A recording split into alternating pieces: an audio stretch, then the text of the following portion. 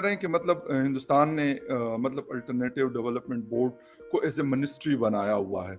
Sir उन्होंने बहुत सारी चीज़ें ऐसे की हैं कि हम उसके बारे में सोचते भी शायद नहीं हैं।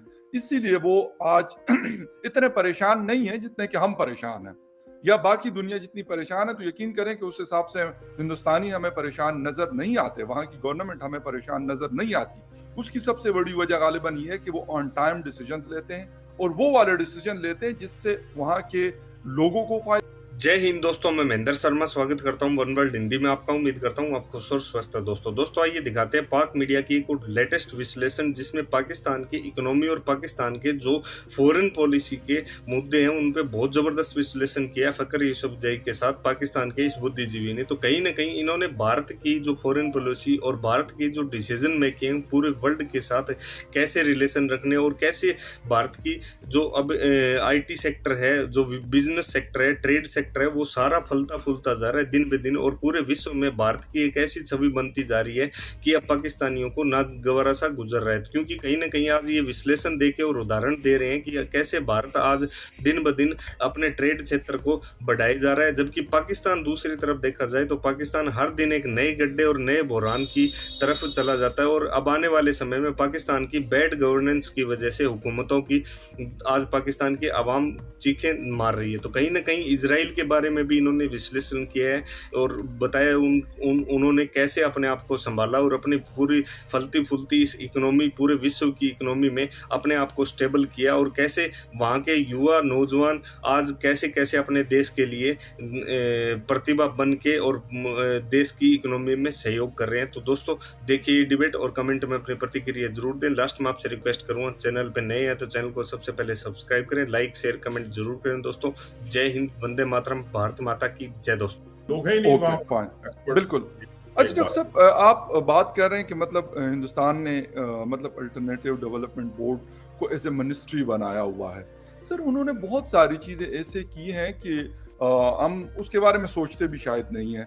इसीलिए वो आज इतने परेशान नहीं हैं जितने कि हम परेशान हैं या बाकी दुनिया जितनी परेशान है, तो यकीन करें कि उस हिसाब से हिंदुस्तानी हमें परेशान नज़र नहीं आते, वहाँ की गवर्नमेंट हमें परेशान नज़र नहीं आती। उसकी सबसे बड़ी वजह गालिबन ये है कि वो ऑन टाइम डिसीजंस लेते हैं और वो वाले डिसीजन लेते हैं जिससे वहाँ के लोगों को फायदा हो, उनके मुल्क को फायदा हो, वो वाले डिसीजन लेते हैं। हमारे यहाँ डिसीजन ये लिए जाते हैं जिनसे कोई और खुश होता हो। तो हम इस तरह के फैसले जब करते हैं तो फिर हम IMF को क्या गाली दें, वर्ल्ड बैंक को क्या गाली दें, अमेरिकन साजिश को क्या गाली दें, यहूद और हनूद वाली कहानियां भी हमें सुनाई जाती है, उनको क्यों हम गालियां देते हैं? आप बिल्कुल सही कह रहे हैं। देखिए बात यह है कि आप कम से कम दूसरे मुल्कों से ही सीख लें। यहाँ पर ये जब मैं बुरी तरह इनको रोकता था कि आप ये काम ना करें, LNG पे पावर प्लांट ना लगाएं, इंपोर्टेड कोयले पे ना लगाएं, इंपोर्टेड फर्नेस ऑयल पर ना लगाएं, क्योंकि ये इंपोर्ट होता है, कल को इसकी कीमत 10 गुना बढ़ सकती है, जो कि बढ़ गई। और अब आपके पास पैसा नहीं है खरीदने के लिए, और अगर पैसा आपके पास हो भी तो इतनी महंगी LNG से, इतने महंगे कोयले से, इतने महंगे जो फर्नेस ऑयल से अगर जो आप बिजली बनाएंगे, वो 150 रुपए का यूनिट होगा। वो खरीदेगा कौन? ना तो इंडस्ट्री खरीदेगी, ना कोई आदमी खरीदेगा जो घरों वाला है जी। और दूसरा काम इन्होंने ये किया कि जो एक और इदारा था PCRET, Pakistan council for renewable energy technologies, इसी तरह उसको भी खत्म कर दिया, उसे भी किसी और डिपार्टमेंट में जम कर दिया। तो ये एक बहुत बड़ी साजिश है जो कि ऑयल माफिया की तरफ से, LNG माफिया की तरफ से और इंपोर्टेड कोल माफिया की तरफ से की गई इस मुल्क के खिलाफ, कि उस डिपार्टमेंट को बंद कर दो, उसमें कोई टेक्निकल आदमी ना आने दो। जो वहां पे जो अपॉइंट हुए थे लोग, उनके खिलाफ उनको 10-15 मुकदमों में फंसा दो कि जी इनकी अपॉइंटमेंट ही गलत हुई थी, उनके ऊपर मुकदमे कर दो मुख्तलिफ जो है ना वो अदालतों में अपने जो है गुमाश्तों के जरिए। तो ये एक बहुत बड़ी साजिश हुई आपके रिन्यूएबल एनर्जी और अल्टरनेटिव एनर्जी सेक्टर के साथ। अच्छा अब जो है इस हुकूमत को होश आया कि अब हम क्या करें। तो अब इन्होंने एक काम तो ये कोयले वाला किया है।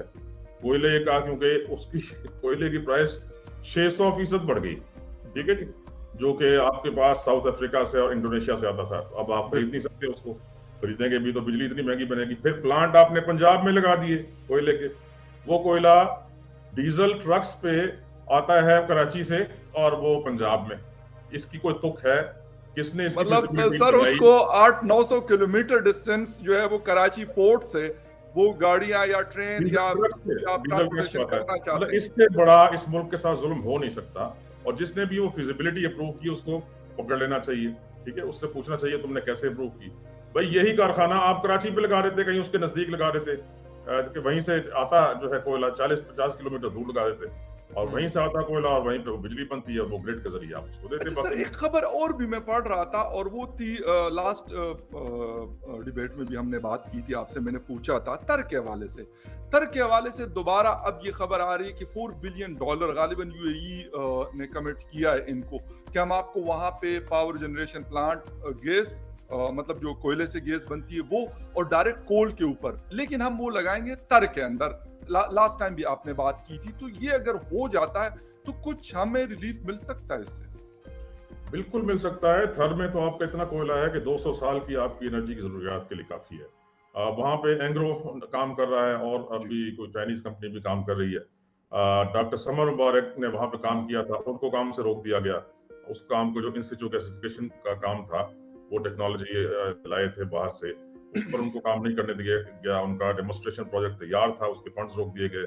बात यह है ना कि इस मुल्क में क्योंकि जब आपको वजह इसकी मैं बताऊं ना कि क्यों ऐसे कामों को रोक दिया जाता है, क्यों अल्टरनेटिव एनर्जी डेवलपमेंट बोर्ड में अल्टरनेटिव एनर्जी के एक्सपर्ट नहीं आने दिए जाते, और उसको बोर्ड को बंद करने की तरफ जो है काम किया जाता है। उसकी वजह यह है कि यहाँ पर जब आप कोयला इंपोर्ट करते हैं, जब आप एलएनजी इंपोर्ट करते हैं, जब आप फर्नेस ऑयल इंपोर्ट करते हैं, तो इसमें बहुत ज्यादा कमीशंस और किकबैक्स का जो है ना वो होता है, खेल होता है, और बहुत सारे लोगों की उसमें रोजी लगी होती है। वो लोग बिल्कुल बर्दाश्त नहीं करते। और ये अरबों रुपए का गेम होता है, हर साल होता है, हर महीने होता है। उसको वो लोग बर्दाश्त कभी नहीं करते कि आप 1 मेगावाट भी, जो कि इस वक्त एलएनजी या कोयले या फर्नेस ऑयल से बन रहा है, उसको आप अल्टरनेटिव एनर्जी के जरिए बनाएं, क्योंकि अल्टरनेटिव एनर्जी में फ्यूल फ्री होता है। आपका जो पैसा खर्च होता है उस प्लांट को लगाने के लिए होता है, उसके बाद उसका फ्यूल फ्री होता है। हवा आपके पास फ्री है, सूरज आपके पास फ्री है, पानी आपके पास फ्री है, बायोमास आपके पास ऑलमोस्ट फ्री है, वेस्ट आपके पास फ्री है, वेस्ट से आप एनर्जी बनाते हैं। तो ये सारी टेक्नोलॉजी पे मैंने 7,500 मेगावाट्स के प्रोजेक्ट्स पूरे पाकिस्तान में इनिशिएट कराए।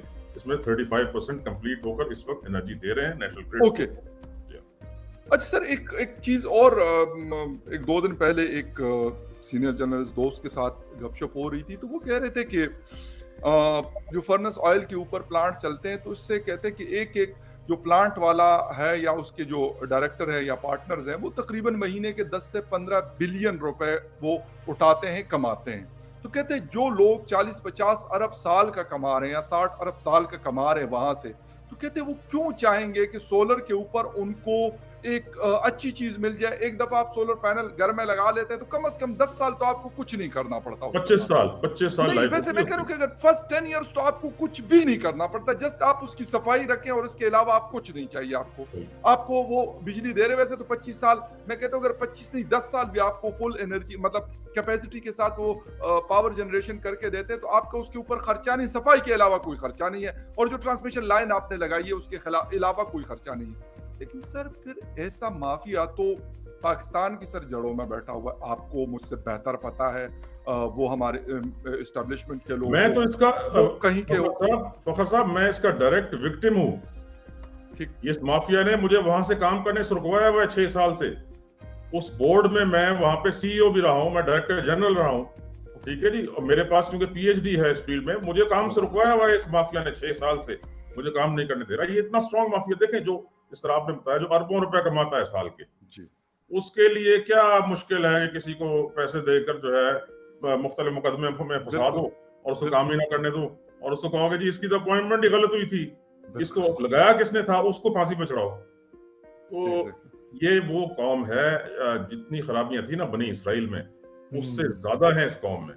सर उन्होंने तो फिर मैं कहता हूँ जो बनी इसराइल थे या अभी वाले इसराइल वाले हैं, वो तो कम से कम उनके पास एक नॉलेज है और एक डायरेक्शन में चले गए। चलो उस वक्त अगर उन्होंने कोई गलतियां की, लेकिन आज तो उनको जब हम देखते हैं तो दुनिया उनसे जो है वो बेशक जो मर्जी दुनिया कह दे उनके बारे में, लेकिन सर वो नॉलेज इतना है उनके पास कि कोई उनको पकड़ ही नहीं सकता दुनिया में। सही बात। अच्छा, वो बहुत आगे निकल गए हैं। आप ये देखें कि इसराइल जो है इस वक्त एग्रीकल्चरल टेक्नोलॉजी में, ना वहाँ पानी है ना वहाँ पे तेल है, अब आप कमाल देखें, और सबसे ज्यादा उसकी जो एक्सपोर्ट है वो बाकी अरब मुल्कों से ज्यादा उसकी एग्रीकल्चरल एक्सपोर्ट्स हैं। जितना आपके पास ये आता है जो ऑरेंज जूस है, ये सारी दुनिया को इसराइल सप्लाई करता है। तो उनकी जो टेक्नोलॉजीज हैं वो दुनिया में सबसे आगे हैं एग्रीकल्चर की, बाकी शोबों में भी। तो बात ये होती है कि वो लोग अपने पढ़े लिखे बंदे को उसको वैल्यू देते हैं, उसको जो है ना, उसको वहाँ की यूनिवर्सिटीज में पाकिस्तान की यूनिवर्सिटी की तरह रटा सिस्टम नहीं है। इसराइल की यूनिवर्सिटी से जब आप पढ़ते हैं तो फाइनल ईयर में जब उसको डिग्री उस वक्त तक नहीं मिलती जब वो $1 मिलियन जो डॉलर है वो कमा के नहीं दिखाता आपको अपनी बिजनेस शुरू करके। फाइनल ईयर में उसको ये प्रोजेक्ट दिया जाता है, तुमने अपनी बिजनेस शुरू करनी है, एंटरप्रेन्योर बनना है, और जब तक ये कमा के नहीं दिखाओगे इतना पैसा तो तुम्हें डिग्री नहीं मिलेगी। हमारे मुल्क में जब उनको निकालते हैं बाहर तो वो जो बंदा है वो ₹5 की नौकरी उसको कोई नहीं देता, क्योंकि उसके पास कोई स्किल नहीं होती। ना हमारा कोई प्रोफेसर कोई काम जानता है उसको सही पढ़ा सकता है।